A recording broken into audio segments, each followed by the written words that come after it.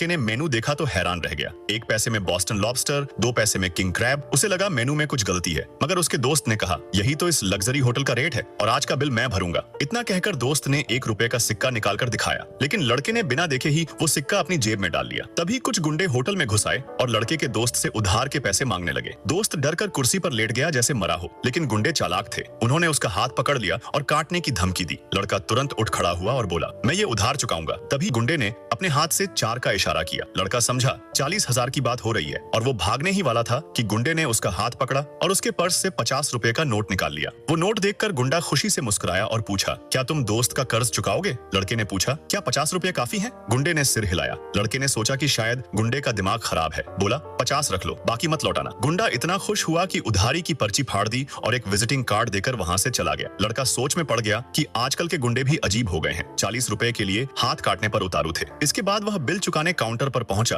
तो सुना कि कुल बिल 1000 रुपए है, जबकि उसने तो बस कुछ बियर और स्नैक्स ऑर्डर किए थे। भीड़ देख लड़के ने 400 रुपए नकद दिए, बाकी कार्ड से देने की सोची, लेकिन जैसे ही उसने 100 रुपए के नोट दिए, रिसेप्शन पर बैठी लड़की चौंक गई। उसने जीवन में इतना बड़ा नोट नहीं देखा था। तुरंत सिक्योरिटी को बुला लिया गया और जगह सील कर दी गई। लड़के को समझ नहीं आया कि 400 रुपए के लिए इतना हंगामा क्यों। रिसेप्शन वाली लड़की उसे होटल मालिक के ऑफिस ले गई। जब मालिक को पता चला कि लड़का 400 रुपए का बिल भर रहा है तो उसे लगा कि लड़का होटल खरीदने आया है। उसने तुरंत होटल बेचने का कागज निकाल लिया और साइन करने को कहा। तब लड़के को समझ आया कि मालिक इतनी आसानी से होटल क्यों बेच रहा है। असल में यह होटल अब उनके लिए बोझ बन चुका था। इस बीच तीनों बड़े परिवार भी शहर में आ पहुंचे और माँ साहब की पोती भी होटल की ओर जा रही थी। दूसरी तरफ लड़का जैसे ही होटल में घुसा, उसका सामना अपनी एक्स गर्लफ्रेंड और एक अमीरजादे से हुई। अमीरजादा समझा कि लड़का चोरी से अंदर घुसा है और तुरंत सिक्योरिटी को बुलाकर उसे बाहर निकालने को कहा। तभी माँ साहब की पोती वहां पहुंची, लेकिन अमीरजादे को उसकी असली पहचान नहीं पता था। वह उससे भी गरीब समझ बैठा और दोनों को निकालने को कहा। तभी लड़का बोला, इस होटल का मालिक मैं हूँ, अगर किसी को जाना है तो वो तुम हो। इतना कहकर उसने होटल की डील वाला कागज दिखा दिया। अमीरजादे ने कहा, ये सब तूने चुराया है, तू तो एक डिलीवरी बॉय है और माँ साहब इतने दिनों से तुझे ढूंढ रहे हैं। दरअसल वो तुझसे हिसाब चुकाना चाहते हैं। लड़का हैरान रह गया, मैंने तो सिर्फ 400 रुपए ही दिए थे, क्या इसके लिए भी चोरी का इल्जाम? लेकिन अमीरजादे को लगा कि अब लड़के का खेल खत्म हो चुका है और उसने गार्ड्स को बुलाकर उसके हाथ काटने को कहा। जब वो लोग उस लड़के को पकड़कर पीटने ही वाले थे